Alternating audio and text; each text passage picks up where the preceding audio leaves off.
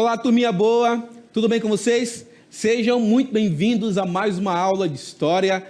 E eu sou o professor Ananias Carvalho, serei o seu professor nessa aula magnífica que tenho certeza que vai agregar o conhecimento de vocês. Então vamos a ela, ao tema de nossa aula. Vamos lá, gente.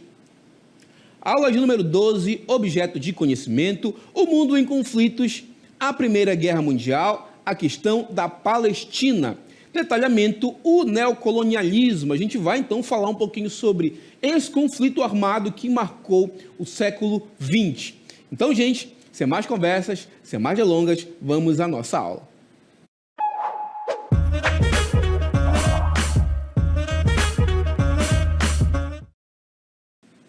Falaremos então da Primeira Guerra Mundial, a Grande Guerra, a mãe de todas as guerras. De fato, o primeiro conflito em escala mundial que a humanidade conheceu, que aconteceu ali na primeira metade do século XX, ou melhor, nas primeiras décadas do século XX, né? Nos anos de 1900. Mas, como a gente sabe, nada na história acontece do dia para a noite. Gente, a história é feita de processos históricos. E esses processos históricos são essenciais que a gente conheça para a gente compreender o fato em si.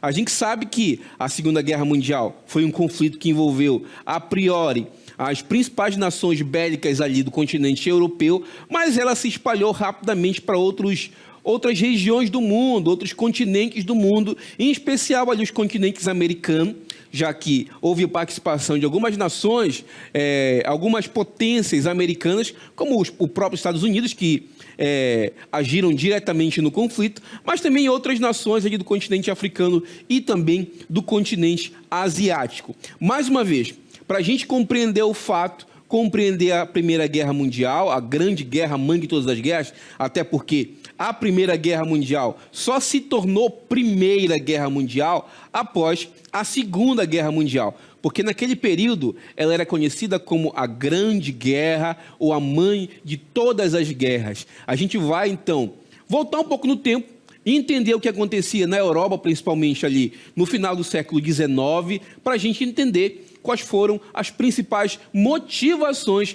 para esse conflito. Vamos ao texto, então, para a gente entender um pouco mais sobre essas características que nortearam ali o grande conflito. Vamos a ele, vamos lá. As causas da Primeira Guerra Mundial são extremamente complexas e envolvem uma série de acontecimentos não resolvidos, que se arrastam desde o século XIX, entre eles as rivalidades econômicas, tensões nacionalistas e alianças militares. Como eu falei para vocês, na história nada acontece do nada, tá, gente? Tudo tem uma justificativa, tudo tem uma motivação por trás. E para a gente entender a Primeira Guerra Mundial, não só a Primeira Guerra Mundial, mas os conflitos do século XX, é essencial que a gente volte no tempo e tente entender qual era o panorama da Europa, principalmente ali no final, na segunda metade, principalmente do século XIX, os anos de 1800. E o que estava acontecendo na Europa, professor, no século XIX? No primeiro momento, a gente tem ali a consolidação das chamadas monarquias nacionais e também as chamadas revoluções burguesas na Europa. Após o sistema capitalista se consolidar de fato, após o sistema do capitalismo industrial se consolidar de fato, a gente tem a ascensão das revoluções industriais, a consolidação, melhor dizendo, dessas revoluções industriais, mais especificamente da segunda revolução industrial. Para a gente entender essa revolução industrial, vamos relembrar um conceito importante. Professor, o que é uma revolução? A gente entende como revolução uma mudança drástica de rumo em que uma sociedade toma. Vou dar um exemplo. O professor, ele anda direto aqui, reto, de repente acontece algo, um acontecimento que faz com que a direção mude drasticamente. E essa mudança drástica de direção a gente chama de revolução.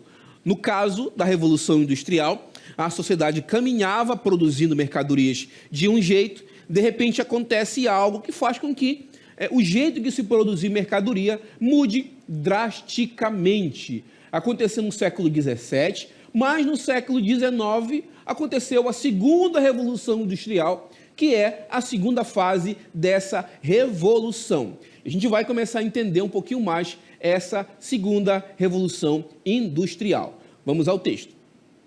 A segunda revolução industrial corresponde à continuidade do processo de revolução na indústria, o aprimoramento de técnicas, o surgimento de máquinas e a introdução de novos meios de produção que deram início a um novo momento nesse ciclo de industrialização, nesse processo de se construir mercadoria de forma industrial. A industrialização, que antes limitava-se à Inglaterra, e expandiu-se para outros países como Estados Unidos, França, Rússia e Japão. Pensem comigo, gente. Iniciou-se então esse processo rápido de produção em larga escala, ou seja, graças ali à implementação de novas tecnologias, como o uso da eletricidade, derivado de petróleo e outras tecnologias que surgiram ali no final da segunda metade do século XIX, a implementação do Fordismo e também do Taylorismo, da linha de montagem e do aprimoramento de função, a gente tem uma crescente produção industrial. Trocando em miúdos, estava se produzindo muito em menos tempo. Imaginem só, se eu produzo muito, obviamente, eu quero vender o que eu produzo. Então, o capitalismo europeu viu a necessidade de expandir o seu mercado consumidor. Professor, eu não estou entendendo. Vou explicar de novo, bem paulatino. O que você está falando, professor? Está se produzindo muito. E quando eu produzo muito, obviamente, eu quero vender tudo que eu produzo. E a Europa estava saturado de produtos industrializados. Qual a solução, então? Buscar novos mercados, buscar novos indivíduos que vão comprar o meu produto industrializado. O que aconteceu, então, galera? Aconteceu o que a gente conhece como corrida imperialista, onde as nações europeias buscaram novos mercados consumidores, buscavam nova fonte de matéria-prima e, para isso, viram, então, a necessidade de colonizar outras regiões, em especial o continente africano e o continente asiático.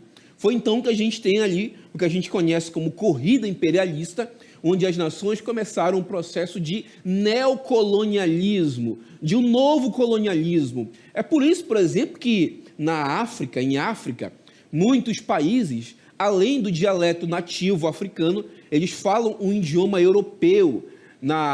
Em Camarões, por exemplo, em Senegal, além do idioma nativo africano, eles têm o francês como sua língua oficial também. Em Moçambique, a gente tem, além dos dialetos ali africanos, a gente tem a língua portuguesa.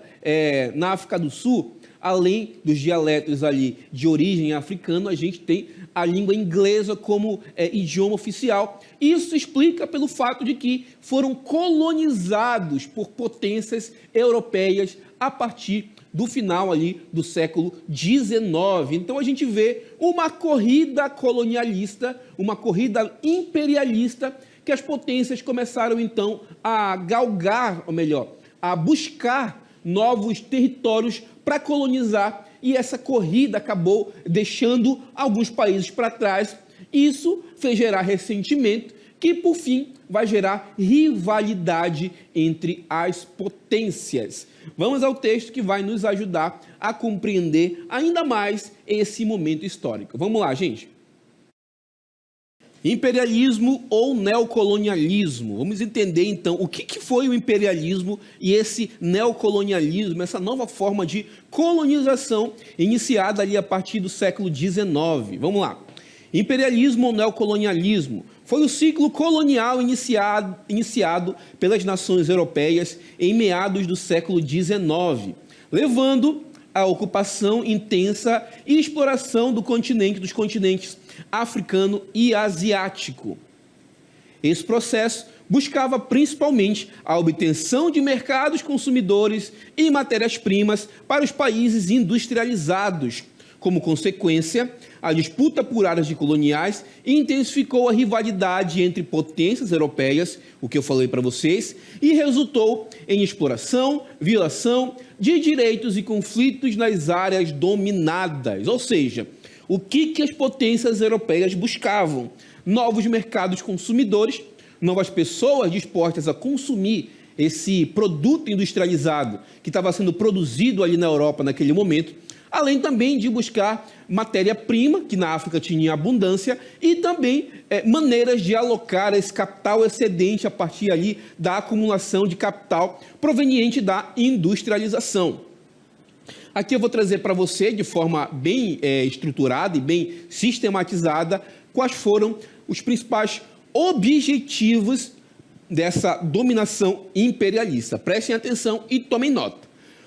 Objetivo: eles buscavam novos mercados consumidores. O que é isso, professor? Pessoas capazes de comprar a mercadoria produzida pela Europa. E vamos imaginar o seguinte: na África se vivia um estilo de vida diferente do estilo europeu. Então, qual é a ideia? Vamos colonizar esse povo, vamos fazer com que eles vivam um estilo de vida semelhante ao nosso, que a gente, de forma preconceituosa, vai chamar de modo civilizado de se viver, e vai fazer ele comprar a nossa mercadoria posteriormente.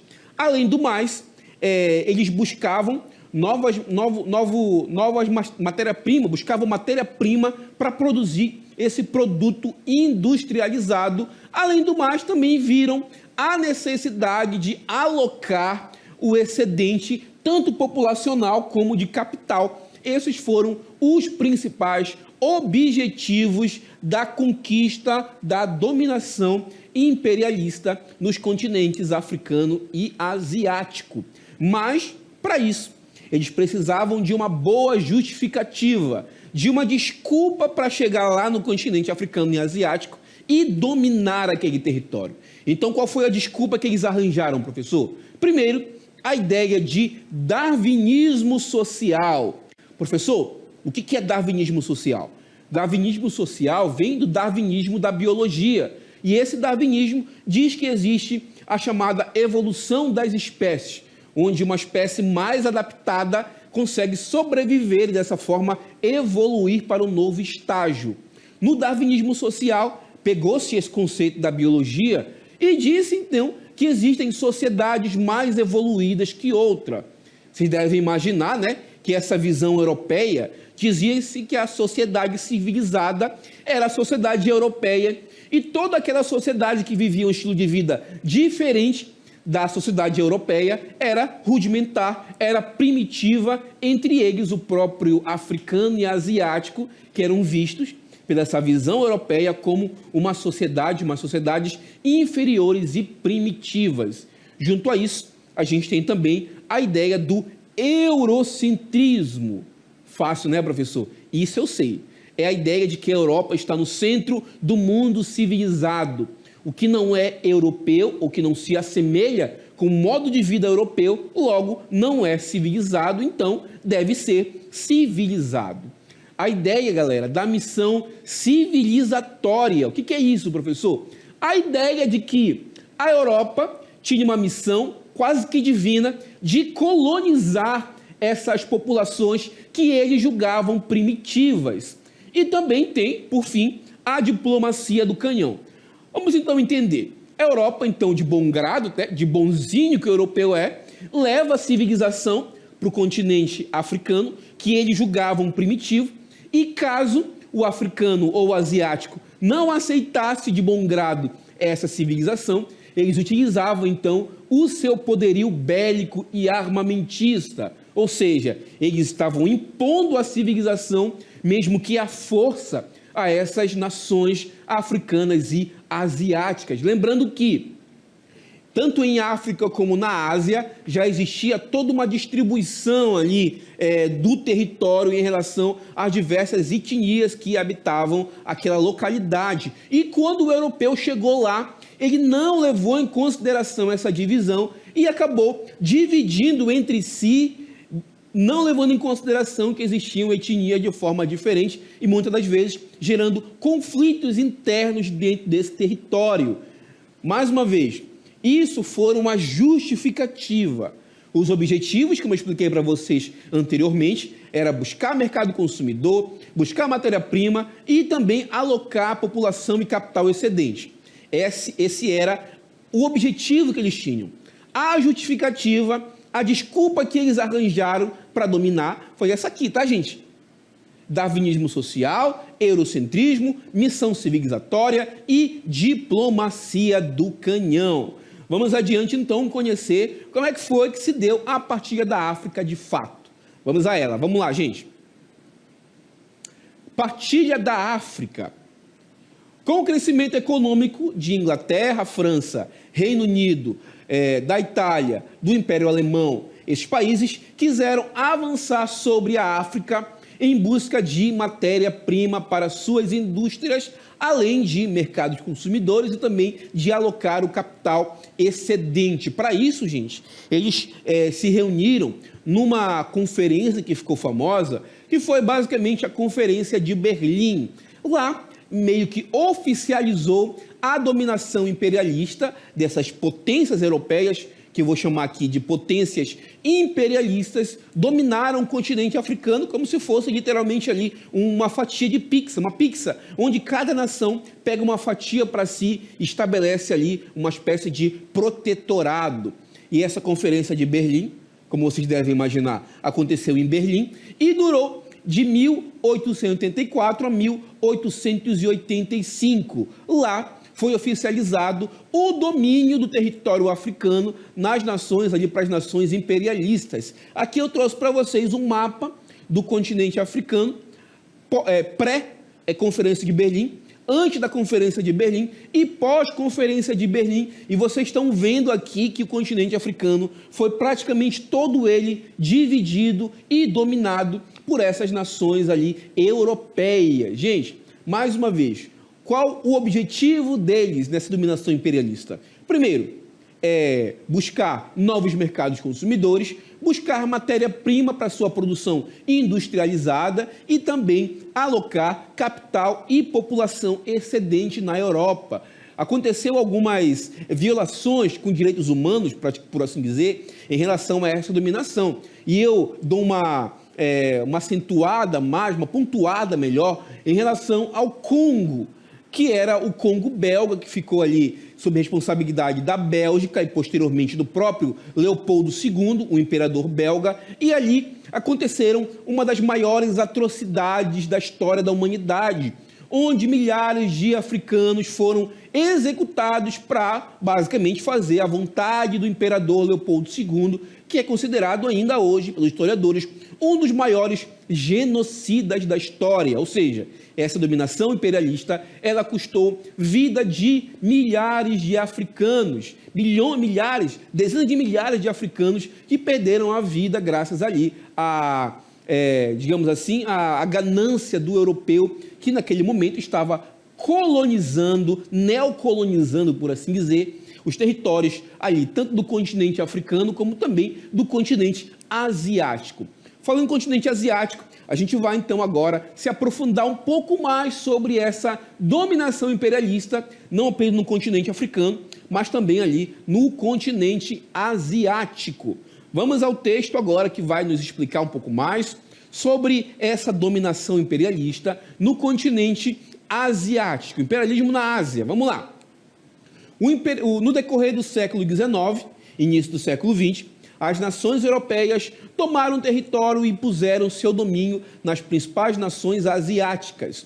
Os locais mais impactados foram a Índia, a China e o Japão. A Índia foi colonizada por ingleses, inclusive houveram alguns conflitos importantes, como a Guerra dos Baios, ali no território indiano, que basicamente contestaram essa dominação imperialista ali da Inglaterra, do Reino Unido, da Grã-Bretanha ali no continente, no território ali da Índia.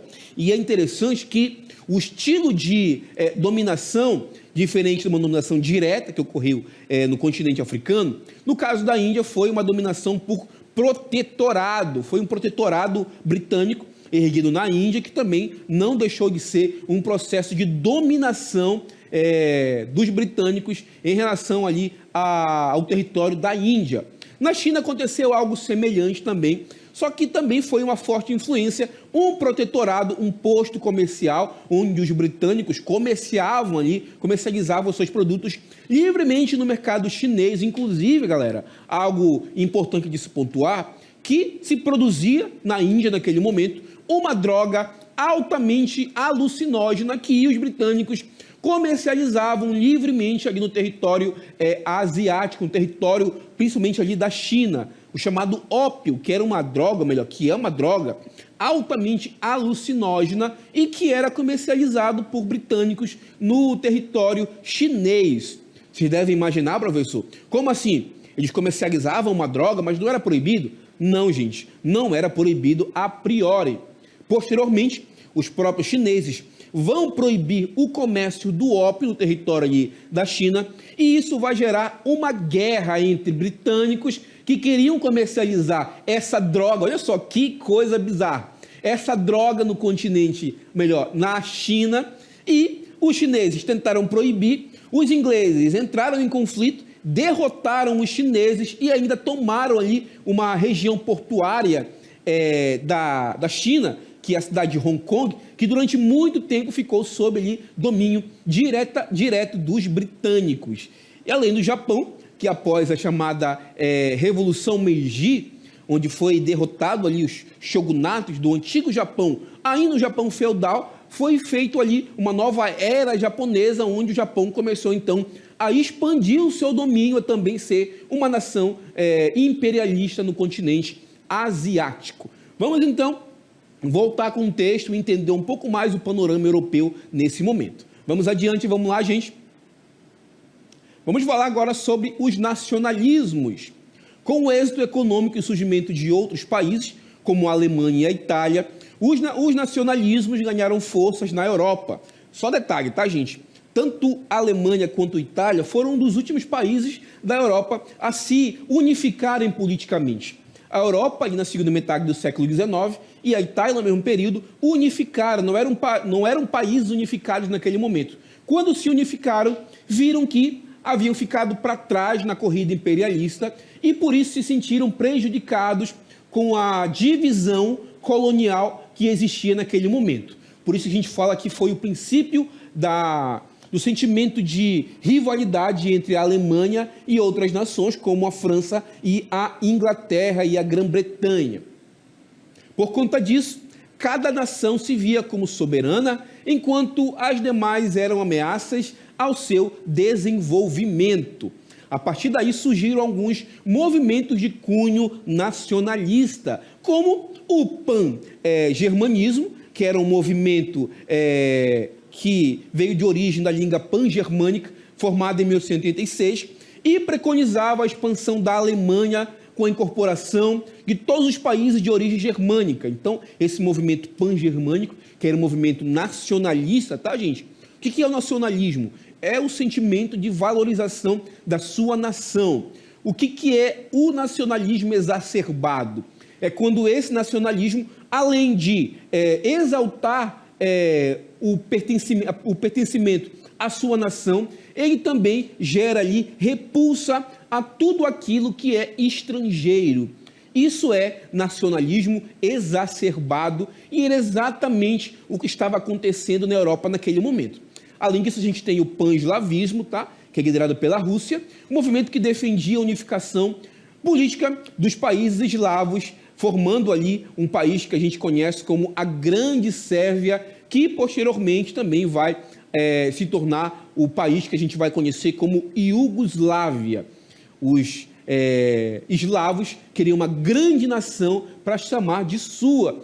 E esse movimento acabou gerando rivalidade e clima de tensão entre as nações imperialistas. Então, gente, vocês estão vendo que a dominação imperialista, a rivalidade, o desejo de expandir o seu domínio para além do seu país, propriamente dito, vai gerar rivalidade, vai gerar rixas entre países. Além do mais, a gente tem nesse momento a chamada Guerra Franco-Prussiana, que foi uma guerra entre a Prússia, que viraria posteriormente a Alemanha, após unificada com outras regiões ali do seu entorno. Vai ter uma guerra diretamente com a França, onde a Prússia vai vencer o conflito e o imperador alemão vai ser coroado no Palácio de Versalhes.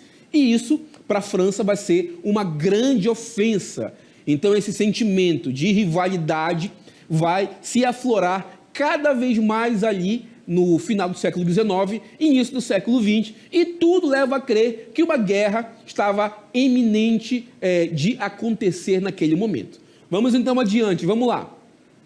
Naquele momento também surge a paz armada. Professor, é meio antagônico, né, professor?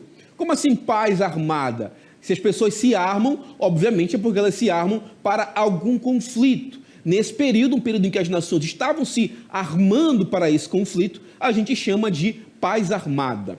O período que antecedeu a eclosão da Primeira Guerra Mundial é conhecido pelo nome de paz armada, pois as grandes potências, convencidas da inevitabilidade de um conflito e até mesmo desejando, aceleraram seus preparativos bélicos. Vamos imaginar o seguinte: se existe uma pessoa que eu tenho como meu rival histórico e um conflito está iminente, o que eu vou fazer? Eu vou começar então a convidar nações que tenham uma ideologia semelhante à minha, que eu possa me aliar e formar uma aliança militar para posteriormente, quando o conflito eclodir, eu possa ter aliados para me ajudar no conflito. Aconteceu, galera, exatamente a mesma coisa. As nações imperialistas começaram então a arquitetar alianças militares para que, quando a guerra eclodisse de fato, eles tenham força para competir, para disputar esse conflito da melhor maneira possível. Vamos adiante com o texto e vamos entender então essa rede de alianças que surgiram ali antes da eclosão do conflito de fato. Vamos lá. Ao mesmo tempo em que investiam na fabricação de armas e modernizavam seus exércitos, as potências europeias criavam a política de alianças. Acordos políticos e militares firmados por países com interesses mútuos.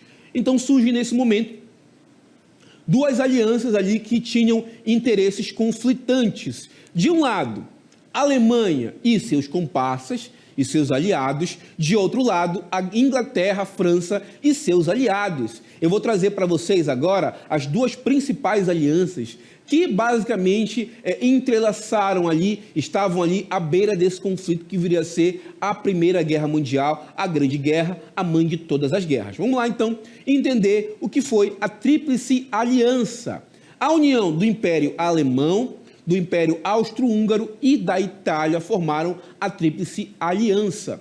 E além do mais, a gente tem a formação da Tríplice Entente, que era a aliança militar formada por Grã-Bretanha, França e Império Russo. Além dessas potências maiores, existiam ali potências menores que necessitavam se aliar com essas potências maiores para também ter os seus interesses defendidos. Inclusive a própria Sérvia, que era aliada daquele momento dessas alianças, que aderiu também a essas alianças, além também de outras potências menores. Inclusive o conflito dessas potências menores vai desencadear esse conflito armado que basicamente foi o assassinato do arquiduque Francisco Ferdinando lá em Sarajevo.